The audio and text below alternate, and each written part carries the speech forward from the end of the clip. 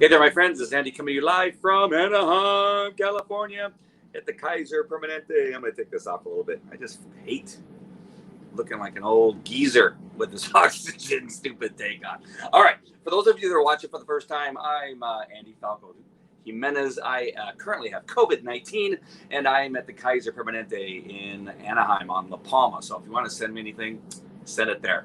Oh, shoot. I forgot what room I'm in. 439, I think I am, just in case, if you want to send me some goodies. Hey, Laura, nice to see you. Nice to see you. Yeah, I had to change positions, had to get out of bed. I was tired of being over there. Thought I'd try a different angle. I'm growing in this beard here, man. I wonder what that's going to look like. I've never grown. I don't have a shaver. I don't have anything. But just first, I'm going to give you an update. I'm going to get to my devotional. I'm going to get to some thoughts. I'm going to get to Andy's future. I want to talk about that and get some thoughts from all of you, what you think and that kind of stuff. One of the great things about having this opportunity. Hey, Amy, nice to see you. I miss talking to you and seeing you.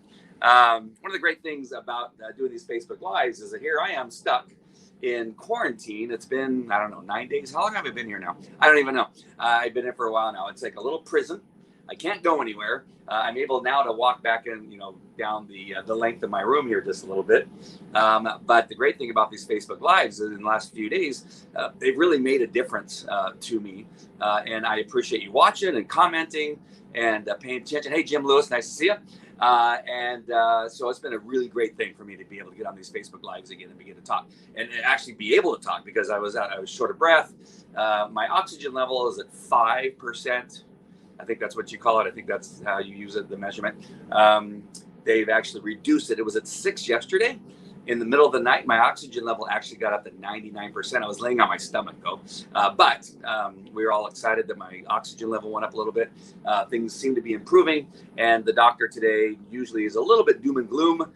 He was very doom and gloom a couple days ago. That wasn't looking good, I got to admit now. But anyway, these days he's much more positive. Today he was much more positive. And so I'm much more positive. But it has been a bit of a challenging day. Now, I can't, I like to come on and tell you that, when you have adversity, when you have bad things happening in your life, that the first thing people tend to do is go into woe is me, as opposed to, okay, now what? Now what's next? And what can I do to make this the best out of this situation? Now, that doesn't mean I'm always positive. And so today was not one of those days. There was this back and forth, listening to the Dan Bongiorno show. I finally started listening a little bit of the politics and all the shenanigans that are going on, learning that Pfizer actually had the vaccine done back in October, but didn't want to release it because it would have given President Trump a boost to the computer that they're using to fraud the elections, to all the stuff, right? And so we look at all that stuff and we think, I'm sorry, I got to put this oxygen back on. I thought I could take it off for one, but let me go ahead and put it back on for 1 second. We can look at all this stuff that is going on. Now, we gotta remember this: the devils, otherwise known as the Democrats, have spent 5 years of trying to destroy the conservative party. Donald Trump being their main target.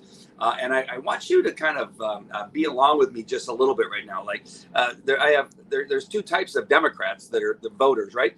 There's the Democratic voters that voted against Donald Trump just because they hate him. And then we have Democrats in our government, and we have Democrat even voters who believe in socialism. And I think there are two, right? There's unsuspecting stooges that they've been believing what they've been told, and they're simply voting for Donald Trump or against Donald Trump as opposed. Nobody voted for Biden.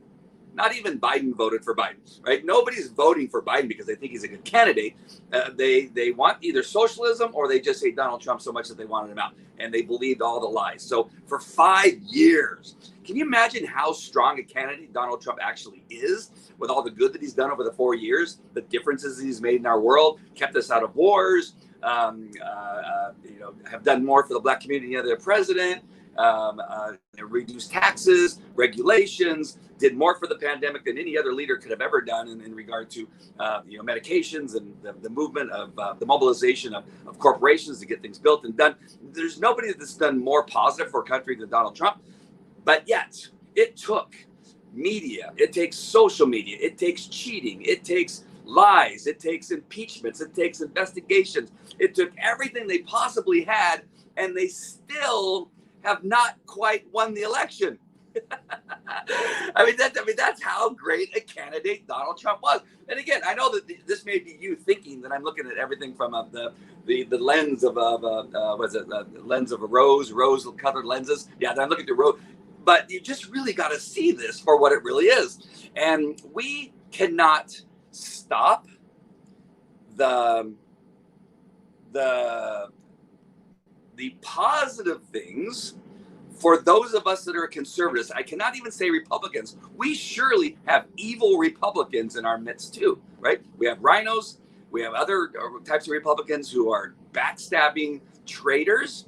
We have the devil Democratic Party, the liberal Democratic devil party is completely evil against the United States of America. We know that for sure. But then we have all these other entities that hate us, you and I, those of us that love America, those of us that love freedom, that love our U.S. history, that love our Constitution, and we know we're not racist. We know that we are one of the greatest countries in the world, and for whatever reason, they are we know why. They are power hungry, and we have people like George Soros. We have so many things working against us. The thing is, we are powerful, obviously. We are powerful. Do not forget how powerful we are. All right. I don't want you to forget that. And so in saying all of that, I have way more to say. I've been sitting, when you sit in a little cell, you have a lot of time to think. You have a lot of time to really got to go, wow, we are onto something, and we cannot quit. Those of us that want to fight. There's some of you, remember I want to talk about my talk yesterday, and then we need men and women, but we for sure need more men back into the groove. Men that want to fight, men that want to work hard, men that want to lead, men that want to take charge, men that want to teach other men how to lead and take charge.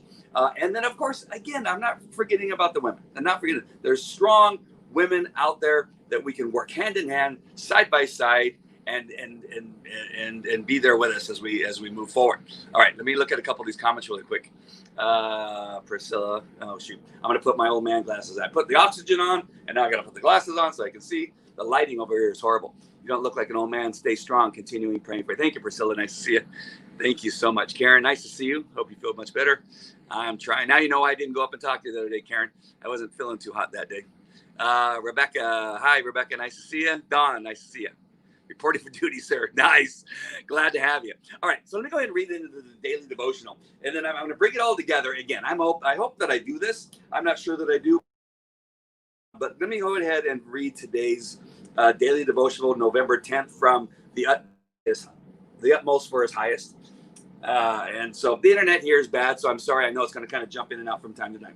All right, so in today's devotional, after sanctification, it is difficult to state what your purpose in life is, because God has moved you into his purpose through the Holy Spirit. He's using you now for his purpose throughout the world, as he used his son for the purpose of our salvation. If you seek great things for yourself, thinking God has called me for this and for that, you barricade God from using you. As long as you maintain your own personal interests and ambitions, you cannot be completely aligned or identified with God's interest. This can only be accomplished by giving up all of your personal plans once and for all, and by allowing God to take you directly into his purpose for the world. Your understanding of your ways must also be surrendered, because they are now the ways of the Lord. I must learn that the purpose of my life belongs to God, not me. God is using me from his great personal perspective, and all he asks of me is that I trust him. Listen to that. I should never say, Lord, this causes me some heartache, or such heartache. To talk that way makes me a stumbling block. When I stop telling God what I want, he can freely work his will in me without any hindrance. He can crush me, exalt me, or do anything else he chooses. He simply asks me to have absolute faith in him and his goodness. Self-pity is of the devil. Self-pity is of the devil. I'm reading that twice. I'm going to read it a third time. Self-pity is of the devil. And if I wallow in it, I cannot be used by God for his purpose in the world. Doing this creates for me my own cozy world within the world. And God will not be allowed to move from me, from it, because of my fear of being frostbitten. This is what I wanted to hear today. This is what I was talking about yesterday. This is what I've been leading up to, is that this is a time, as I've been talking to you about over the last several months, that I have been transitioning from a dude, right? Had a good time in life, had fun, did a lot of wild and crazy things. As a cop, I did a lot of crazy things. But it's a different time. It's a different time in our world. And I think the preparation for all I went through as a cop, I've taught thousands of police officers over the last 30 years how to be better police officers. For the last 30 years, I've been teaching other police officers how to be better police officers, how to use tactics, how to use their dog more effectively, how to move safely from position A to position B to take out a bad guy. I've taught police officers how to shoot more effectively, how to shoot with their dogs more effectively, how to search with their dogs more effectively, how to train their dogs more effectively. And so I've had a hand in trying to make differences in this world in my entire life, as far as I can remember. Not my entire life, but since I was a police officer, for sure. And so that is nothing new. What is new is this new desire to take what has been growing over the last 4 or 5 years that I was not aware of, because I wasn't. I knew about politics. I paid attention a little bit about politics, but not to the extent that I am. I've even surrounded myself with politicians. 2 of my friends, not really close. One.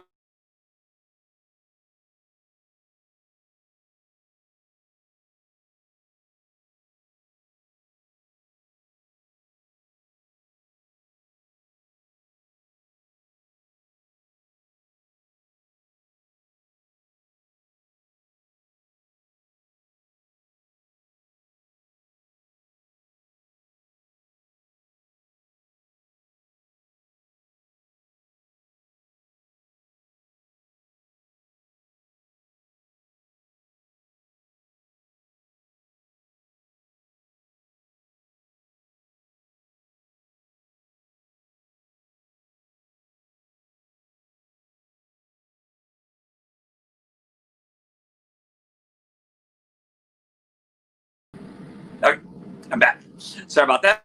The internet's going to be bad, so I apologize. I know this is going to happen probably 2 or 3 more times. I apologize. But I've surrounded myself with other politicians. I have a friend of mine, Leandra, Blades, who just appears to have won the school board. A conservative woman, police officer, won the school board here at the Placentia Yorba Linda Unified School District. Sean Youngblood, a new friend of mine that I just met on the campaign trail. He appears that he's going to win. He's a conservative fireman, is going to win his position on the Placentia Yorba Linda Unified School District. So proud of them. There's a third person, a conservative, who's winning their position on the Placentia Yorba Linda School Board, and that is very positive signs. And when I read today's devotional, when I sit back and think, all right, I had no desire to get into politics necessarily. Am I to use my voice in my live broadcasting? Am I to use my ability to speak, whatever that may be, from time to time, or lack of speaking from that time to time, in this the conservative movement in California. I'm going to go to my notes first before I go to my man-to-man book here. But in my notes, what I wrote today, and this is one of those times where I've been really trying to learn from my friend Hedia. My friend Hedia has been talking about, hey, listen, just pray to God and listen for God's voice and listen and see what he has to say to you, and write it down and journal and really begin to listen and take heed of these moments where you're hearing certain direction from God as things are going on. I am learning. I told you before, I'm a baby when it comes to my Christian faith, but I am learning quickly and fast. Oh, you day. Oh, hold on one second.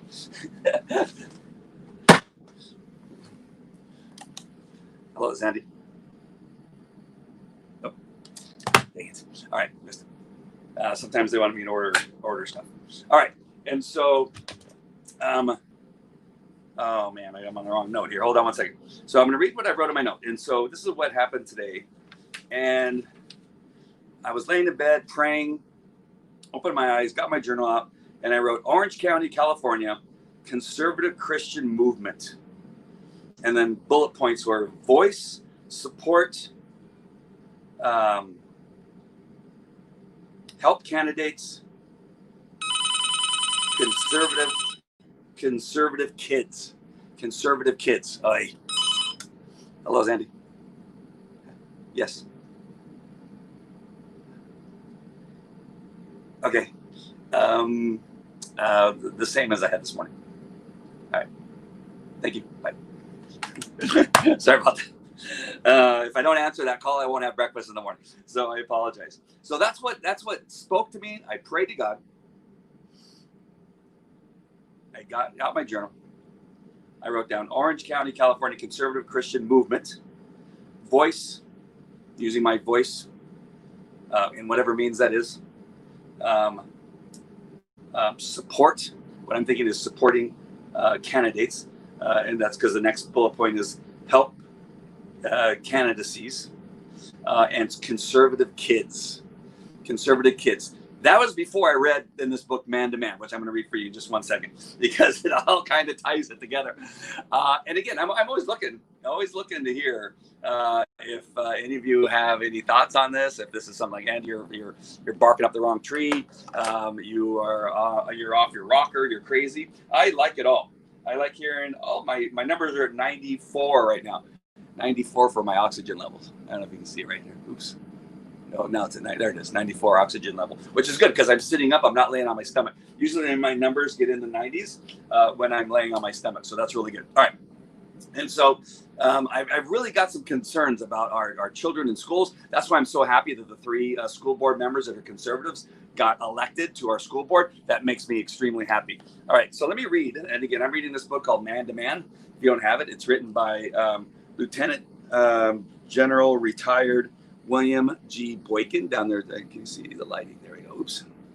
There we go. And it's a book called Man to Man. And I just want to read this one part. Hopefully I have it in the right spot. This is guy, how to identify myself. And he's talking about identity politics that are going on in our world right now. And I'm going to read 5 paragraphs really quick, and I'm going to get down to the one that I really want to talk about later. But 5 paragraphs, and this is important, and this is all for you too. I know I sound selfish sometimes because I'm talking about myself and asking about myself lately, but I think this is for you too. I need people to help. I need followers. I need supporters. I need you to be by my side. Maybe my job is to support you and follow you. So I want you to not think that this is just simply about me. I'm really trying to go forward with a new plan. I just think it's time for a change. I'm feeling the call of God to take whatever this time in my life is. I'm still young, and I've got young kids, 7, 10, 12, 14, and 26. They are doing great on their own as I'm here in the hospital. They're all taking care of each other. It is amazing. I have friends that are making meals for my kids at night, so they don't have to worry about making a meal at night while they're home doing their homework and taking care of things. This has been, again, an amazing time in my world. But let me go ahead and read this, what General Boykin had to say about how to identify myself and why what I read from the devotional and my notes is significant for me today. How do I identify myself? These days, a lot of people are focused on group identity and what it means to them. We hear a lot about identifying with some cause, some role, some behavior, some ethnicity, some form of victimhood, and become part of a like-minded group. Maybe it's sort of like creating a pseudo family. But sadly, our current culture is so focused on specific identities, it's becoming extremely polarized. As people defensively and aggressively identify with their so-called intersectional groups, can we find a way to turn identity into something good? There was a time when I would say, if you're going to identify me with any group, make it Christians. These days, I'm not even sure I want to use that as an identity role for myself. The fact is, Christianity doesn't necessarily mean that what it did when I was growing up. Me neither. Christianity is a choice. But at this point, you have whole denominations who are approving and promoting too many unholy and unbiblical things. So when you say, are you one of those Christians? I don't really know what you mean. Why? Because I don't know what you think a Christian is. To make matters worse, I don't know which one of those groups you're actually talking about. In fact, I'm at the point where I'm not sure I even want to use that term to identify me. If you ask me if I'm a follower of Jesus, yes, I most certainly am. And I do know him, love him, trust him, absolutely. And now this one paragraph, really important. I'm also always glad to identify as a soldier. Me as a police officer. A soldier or a police officer belongs to a profession and a category of people who are still reasonably respected. I think it does identify you for having made a commitment to our country, to the people of our country, and to the Constitution. It's a choice, and it's a good one. Now, I know military has a much better I'm thinking has a higher level of approval in our country right now as opposed to police officers, but I don't think that that's going to last for very long. I think that's already changing. I think people realize they need police officers and that kind of but when I hear that, I'm right along with them, because there's so many different factions of Christianity. I found myself being really attracted to Jack Hibbs and the Calvary Chapel, Chino Hills. Mark, oh my gosh, Mark, dang it! I've been listening to Mark for 3 days now, longer than that. But just, like 4 or 5 sermons of Mark. Oh my gosh, he's in Arizona. Scottsdale, Arizona. Pastor Mark in Scottsdale, Arizona. Hedia Yan. Remind me, gosh darn it, what's his name? Amy, what's his name? He has been amazing. But their form of Christianity is Christianity. It is reading what the Bible says. Driscoll, thank you, Priscilla. Mark Driscoll. It's been amazing for me, right? He has some great men's sermons that he puts on. He's got one on Romans right now, which is a whole series on Romans, which I'm watching right now, which is blowing my mind. And when you think of Christianity, you do not think of a Democrat. Sad to say. You cannot be a Christian, a Catholic, I don't know what else, Lutheran, as far as I know. If you're reading the Bible, and anywhere in the Bible you see where it says it's okay to kill babies, you're reading a different Bible than everybody else. And so you have a whole series of people here that call themselves, I've gone to church with Christians for years who voted Democrat.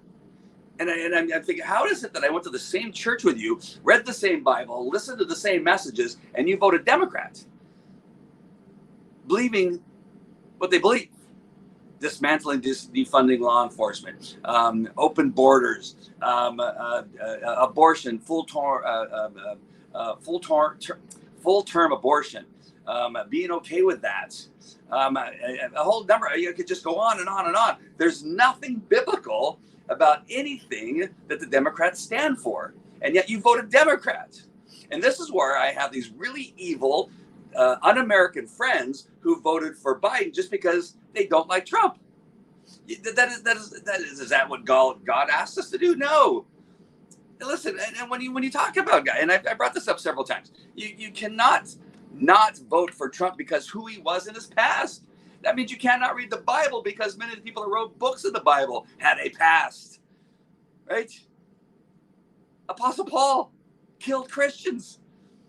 So because well, that's different. He just killed Christians. What are you talking about? It makes no sense. You make no sense. Who our president has been over the last 4 years has been an amazing Christian president. An amazing Christian, pro-life Christian president. And is he perfect? No. Is he flawed? Yes, we're all flawed. We are all flawed. And so to think that you could be so moronic that you could vote for a devilish Democratic liberal party just because you hate somebody and you think God think that's okay, then you are off your mother effing rocker. I hate to tell you. And so as I move forward, as I read these things that I tell you, as I read my notes to you, is that there's this new era in our country, and there's this new era in Andy. And I'm the notes that I wrote that God spoke, that at least I believe that God spoke to me today, those words are very significant because it wasn't months ago I thought about moving to someplace like Texas or Montana or Idaho or even Wyoming, strangely enough.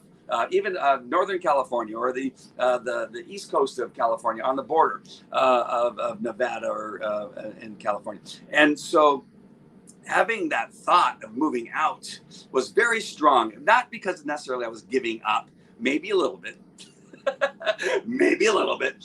But when it comes down to it, when I sit there and pray, earlier today, I opened up my journal and wrote down those words. It was very significant.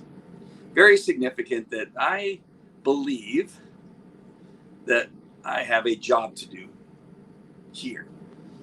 If it's in the role of a support of somebody or support of the Republican conservative Christian movement here in California, if it's a role of support of creating a show that speaks out and grows an audience and supports other candidates and other people that are doing the same thing, let that be it. If it's that I need to take a role somehow in that aspect, maybe it's both. Maybe it's I develop an audience and then I move into a candidacy of some sort. Maybe whoever I'm dating or marrying at the time may become a candidate. Who knows? Who knows? If it's an organization of people that we put 4 or 5 people on the candidate, I don't know. I have never been politically that way. I don't know. But writing that down is obviously significant. This just doesn't come out of me when just months ago I'm thinking about moving out of the state of California. My children, I think, are going to do best in this environment if we can turn it around. They have friends here. The school system that they belong to, now that 3 of my friends, conservative school board members who just got voted into the Placentia Yorba Linda School District, those people are now on the school board. At least I guess they're on there for 4 years. I'm not sure how long they're on there, 2, 4 years, maybe 6. Whatever that means, I think it's positive for me and my children that I stay here and support them and help them change our schools. We cannot let our schools fall to communism, socialist, Black Lives Matter teachings, U.S. history hating people. We cannot let our schools fall into that. And I feel that I'm in a very strong position and place to be able to support them, if not be a part of it myself. The children need us. We can't abandon the children because we are uncomfortable or because it may take a little bit of work. When I read the devotional today, when I read General Boykin's words here, is that Christianity is lost. It's confused, right? And again, that's why I'm drawn to Jack Hibbs and Mark Driscoll. I don't know. I'm gonna remember that name. Amy knows that I'm horrible with names too. But Mark Driscoll, these men speak the Bible. This is what the Bible says. And it's offensive sometimes, and it pisses people off. And it doesn't like that it says that there's men and women. Men and women. Men, women. Women, men. That's it. There's nothing else. But there's sin. There's all kinds of sins. We're okay with that. We're used to it. We're sinners. I mean, God, I mean, we're obviously we shouldn't be okay with it, but that's just the way it is. But we need to understand that that's the way that it is. The Bible has very specific things that it says about those things, and that is what needs to be taught. Not this, well, it's kind of just a guideline. I used to think it was a guideline. I'm going to tell you the truth. I was one of those morons. Yes, back in the day, early on when I was struggling for my faith. Now, it really doesn't mean that all the way, does it? It's not possible that they mean that blah, blah, blah. Now, I've always been a man and woman kind of guy, so don't get me wrong. But in some other areas, whatever I didn't want it to apply to me, I thought maybe that's where it's wavering just a little bit, right? No. That's what I'm learning. No, the answer is no. The Bible says this, and God's word is this, and these are the things that we need to be strong with. We may not be happy with it. It may be uncomfortable. It may be difficult from time to time to follow his word and do everything that is asked of us. And one of those things is to trust him. And the biggest thing that, again, I talked about this over the last couple of days, is understanding that he's done everything for me already. I simply have to be obedient to the best of my ability.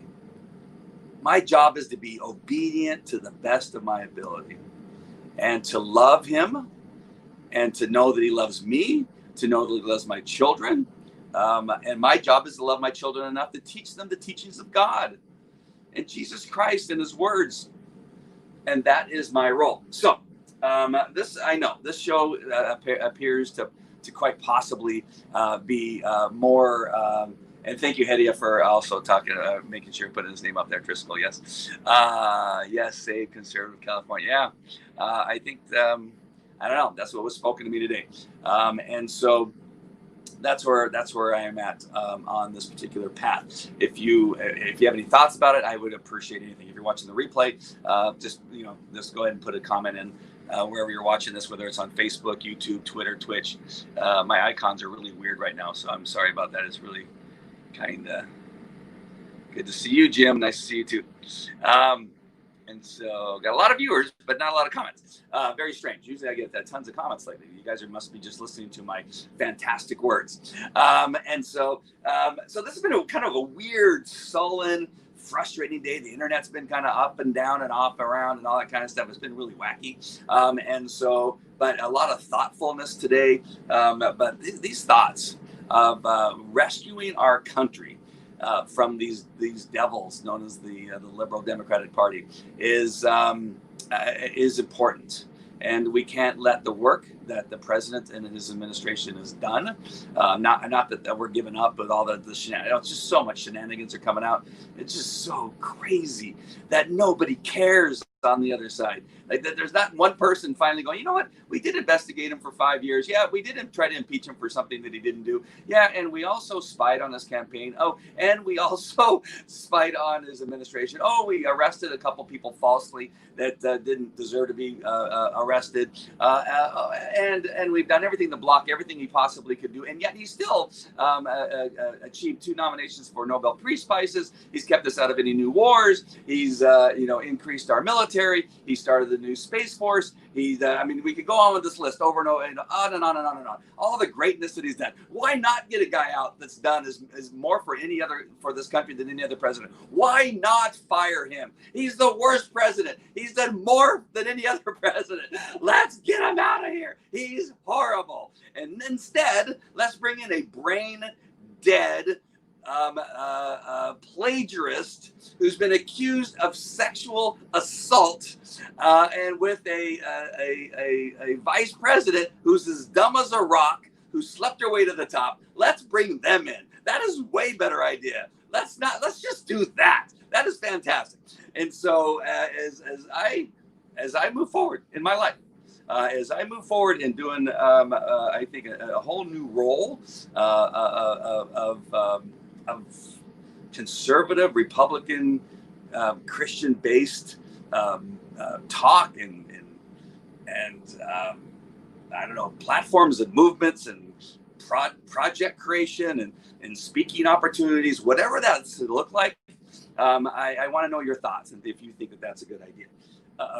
So let me talk about this illness just a little bit before I go. And so COVID-19. Again, we don't need to shut down our states, our countries, the rest of the country. We don't. Now, listen, it's 99.9% recovery. Here I am in the Kaiser Hospital. They have everything that I need. I've received everything that I've needed. People are going to get it. People are going to get sick. That's what hospitals are for. Are we seeming to think that we're going to stop all illness in this world before people can go back out to work? No. People are going to get sick with other shit. People are going to get sick with other shit. They're going to get sick with COVID. Other people are going to get sick with COVID. It is not, not every room is full here. It's not overloaded. The treatments are way better. People are doing really well. Let's just all freaking calm down just 1 second, you maniacs. I have people messaging me, well, see, now you really think it's, I think I got sick. And I'm in the hospital because I got sick, and they're taking care of me. That's the way that it's supposed to work in our world. We have a great country. And so, you guys have gone nuts. But I have like all these monitors on me right now, which is really cool. But they're monitoring. Where's all my stuff? Here, hold on. Trying to just show you kind of all the stuff that's happening here. Get rid of my lower third. That's what's happening here, blocking everything. All right. So I got monitors that are all stuck to me here. There's more there. And I got this oxygen that is maintaining right at now 5%. They reduced it down from 6% earlier. I got all kind. They removed one of my IVs. I have tons of IVs where I'm getting my remdesivir. Earlier, I got the convalescent plasma. I get so many messages from people constantly. Like, don't take the remdesivir. It's from China. Don't take this. Take that. Where's your Eternal that you're getting from Viseo? Where's all the CBD? Like, if I were to take any more chemicals or any more pills or any more vitamins, I'm not sure what would be going on with me. But the number of vitamins, I get a little cup full of vitamins two times a day. And it is a large number of vitamins and some pills. I got blood thinners that I take 2-3 shots a day of blood thinners.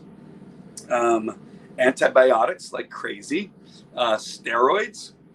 They've increased the steroids so they can help me out with my lungs. What else? I'm on my 7th bag of remdesivir. So 7 bags of remdesivir so far, from what I remember. And 3 days ago, I'm going to be honest with you. 3 days ago, I'm going to finally tell you one really bad day. Three days ago, maybe 4 days ago. I can't remember now. But the doctor came in and he did not look, it wasn't good. And so that day was not really one of my happiest days. He came in, he's not a very emotional doctor as it is, but he even talked about a ventilator and some other stuff. That's how my lungs kind of really dropped down into a very dangerous spot there. And so that day was not a very happy day. And that's when they said, okay, we got to do something here. And so they started loading me with full of crap. And steroids increased and my oxygen levels went up and a whole bunch of oxygen, whatever it is, the amount of oxygen they were giving me went up. But the day before yesterday, it turned the corner and things began to improve greatly. Yesterday was better. Today's better. Last night in the middle of the night, I think I told you, I'm not sure if I told you, I might have, but in the middle of the night, I was laying on my stomach. The nurse came in and woke me up and told me, hey, your oxygen level is at 99%, which was really good. I was laying on my stomach. That sounds like I'm telling you that I was cheating, but laying on your stomach actually makes it better. But obviously I can't walk around on my stomach all day. So, but right now, what I just tell you was that it was at like 94 or something like that a minute ago. This machine sometimes works, sometimes it doesn't. But just a minute ago it was at 95, I think. Then I show you 94, 95, which is good. And now I've been talking for a while. I'm not out of breath.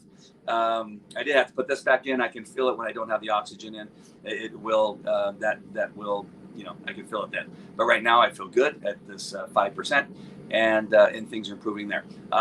There's a period of time where you're kind of go through some achiness, like you have flu symptoms. This is early on. This is about a week before I came into the hospital. Maybe not even that long, 4 days before I came to the hospital, 3 days before I came to the hospital, where I was kind of achiness, like flu symptoms. And then would take some flu medication. Things would seem to be getting better. And then I'd be walking around, maybe go to the store, and then I would come back, and then at night I would crash again with achiness and sweats and that kind of stuff. And then in the morning, kind of achiness, and then the same thing. So there was up and down for a couple of days, and then it wasn't until Halloween that I began to have trouble in my chest, breathing, and it hurt just a little bit and a little bit of pain. And that's when I decided, you know what, I better go into the emergency room. So I went. First I called the hospital, the advice nurse, and they put me on with the doctor. The doctor said, yes, go to the emergency room. So I went to the emergency room, and that's when they tested me for COVID and sent me home after giving me something. I forget what they gave me, maybe some antibiotics, a Z-Pack. Yeah, that's what they gave me, a Z-Pack and some other stuff, and sent me home. Things did not really get that much better. I went back to Kaiser. This is the one down day that I had at Kaiser, where I went back. They told me to go back to the emergency room, but I ended up sitting in a folding chair in the parking lot for 3 hours. That was not good. I'm not sure that improved or hurt my situation. I wasn't very happy. They eventually just sent me home and said, well, there's nothing we can do for you right now. Go back home. And I thought that was very strange. Well, of course, I turned right back around the next day and then ended up here in the emergency room first. And then they said, you have COVID. And that's when all the treatment began. And I was in a lot of pain. On that day, there was a lot of discomfort, a lot of pain. I had almost like a migraine style headache. It was really very painful. And things were at least on the sick level, as far as feeling really sick and awful, were those 3 days. Just bad headaches and achiness, not throwing up, no diarrhea, anything like that, but just really achy, hurting, painful stuff going on. And then the breathing difficulties and that kind of stuff began to happen, where it was really painful in my chest, very short, shallow breathing. And that was pretty difficult. And then right when they started giving me the remdesivir and the convalescent plasma is when the pain and discomfort really began to go away. And that reduced greatly. Once I got past that, for the most part, I have been feeling fairly decent. It's just the breathing, the lungs that they're greatly concerned about. And of course, that's the most dangerous part, from what I understand, of this this COVID-19 is the lungs and the damage it can do to your lungs. Right now, it's too far for me to get. But hold on, stay right here. I'm going to give you show my sheen. Some of you have seen it. I'll be right back. Coming back. So I got an exercise machine that I got to do. It seems very strange, but what you have to do is you have to suck in. And right there, you try to keep this at this lower level down here. There's 3 levels, 1, 2, 3. You try to keep that dowel at the third level. As you're breathing in, there's a hockey puck over here that you got to bring up. Now, earlier in the week, I don't know if you remember, those of you that may have been watching, I was only able to get it up to 5. That sounded funny. I was only able to get it up to 5 milliliters. 5 milliliters right there. That's as far as I get it. Look at where I'm at now.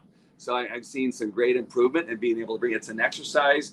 They say that expands the lungs so that you don't get scar tissue that makes it difficult for you to breathe for a long period of time. So I'll try this now without coughing. Let's give this a shot.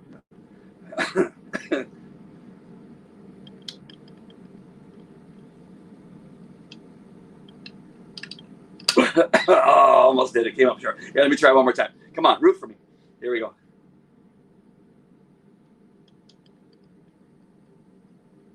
Ah, dang it. All right, one more time. Come on. Come on, Andy. Woo! Come on. There we go.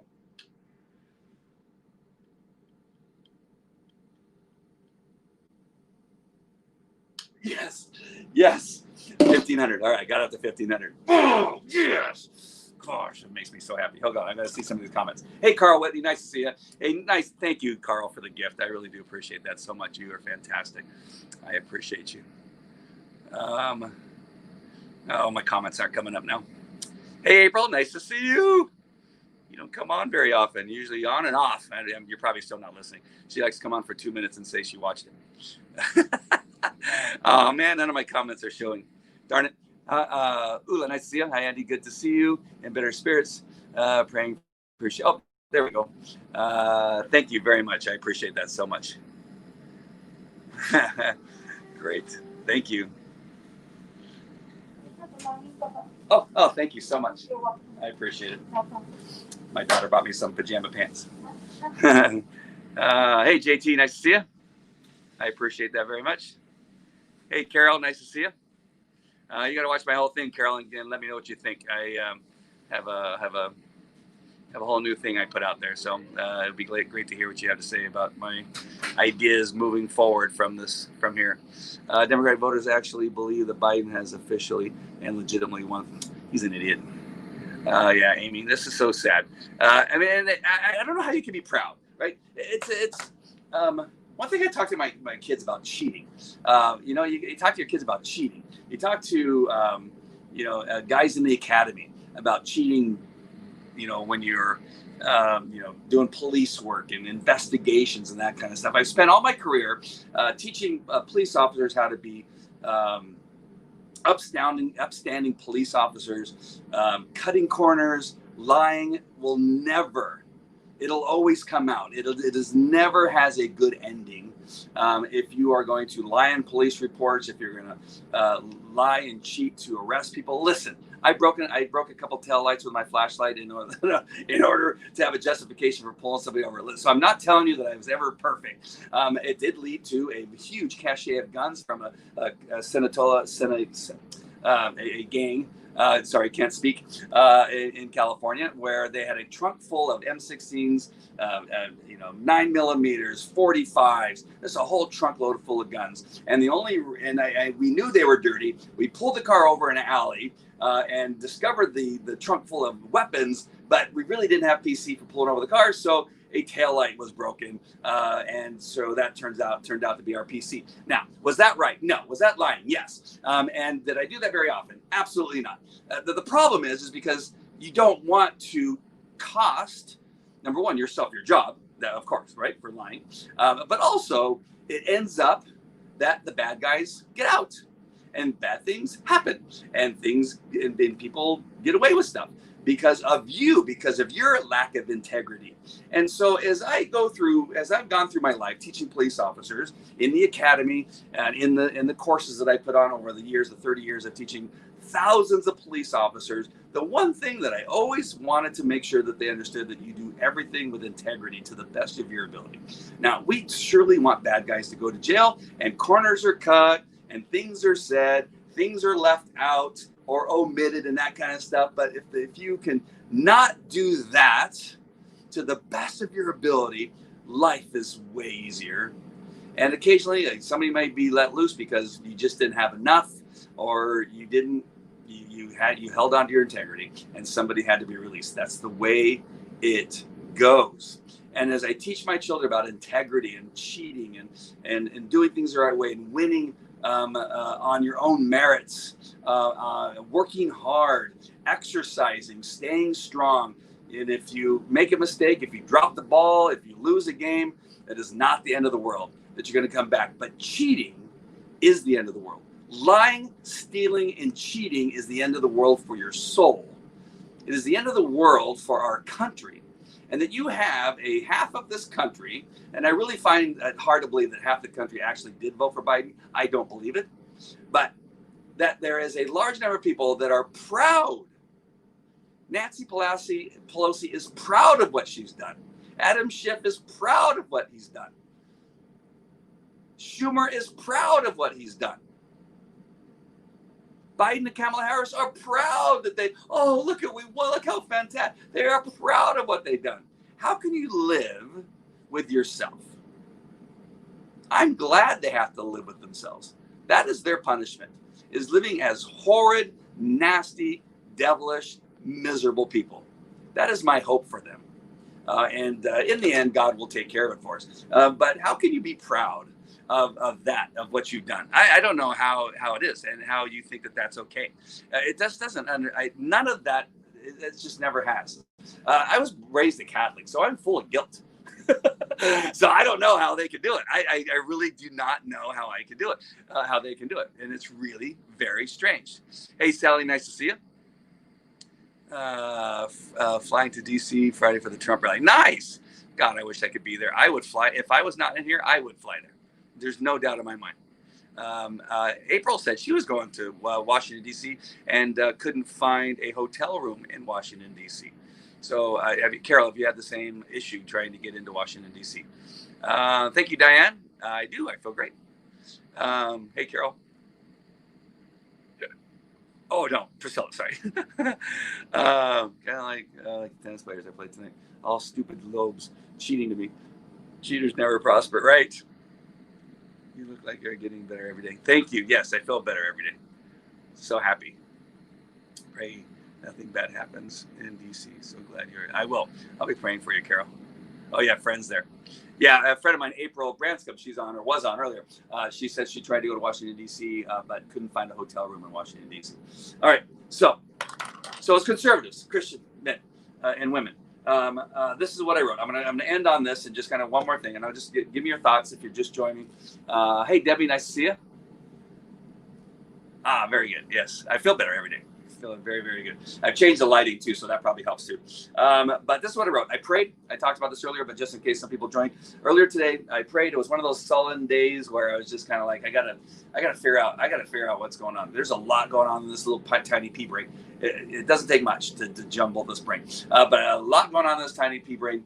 And I sat down and prayed to God. I said, listen, God, I need to know what I'm supposed to. Once I get out of this hellhole that I'm in, it's not really hell. I mean, I'm in prison. I'm stuck in this little tiny room. Once I'm out of here, what am I supposed to do? I prayed, maybe 5 minutes, 10 minutes, asking for his words and his wisdom to come to me. And then I opened up my journal and I wrote, Orange County, California, conservative Christian movement. That's what I wrote. I don't know if that's already there. It's probably already a thing, as far as I know. And I read it somewhere or heard it somewhere, and it kind of got stuck in my head. I don't know. I just know that is what I was looking for. Is what is my role coming up here in the near future? And what I wrote down was Orange County, and that's insignificant because my thoughts were moving to another state and getting out of California. But the first thing I wrote down was Orange County, California, and then I wrote second line conservative Christian movement. Conservative Christian movement, and that is either through voice, support, help candidates, and conservative kids or children, conservative children. How all that ties together? No clue. Those are the words I wrote down, and trying to now figure that out and how that's all going to work together. Is it me as a candidate? Is it using my voice in a podcast, a radio show, whatever it is, to boost other people that are in this movement? But conservative, Orange County, California, conservative Republican, what I write?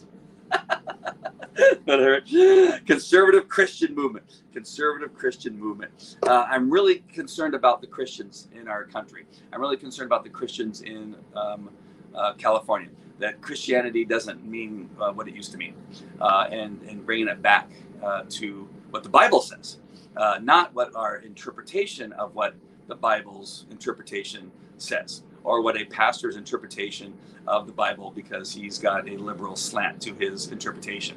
That's not. It's just God's word. God's word.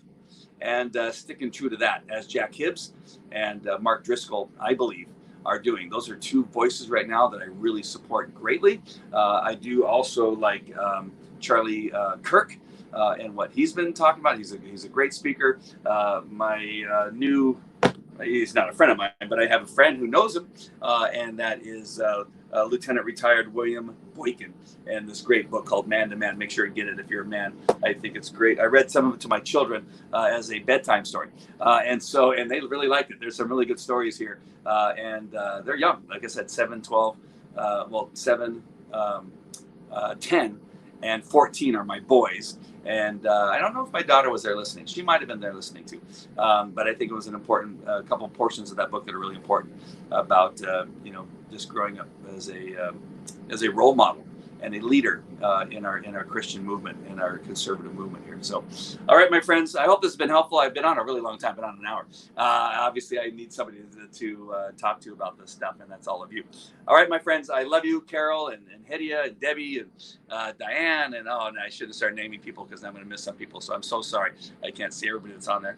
Diane and Sally, JT, so glad happy to see you on there. Somebody on Twitter watching, I'm not sure who they are. Amy's, and who else? April's, and Bada boom, bada bing. Dawn, nice to see you. Rebecca, and I'm so sorry if I leave anybody out. Karen, Jim Lewis, I'm not sure if all. Laura, nice to see you. All right, I love you guys very much. God bless you.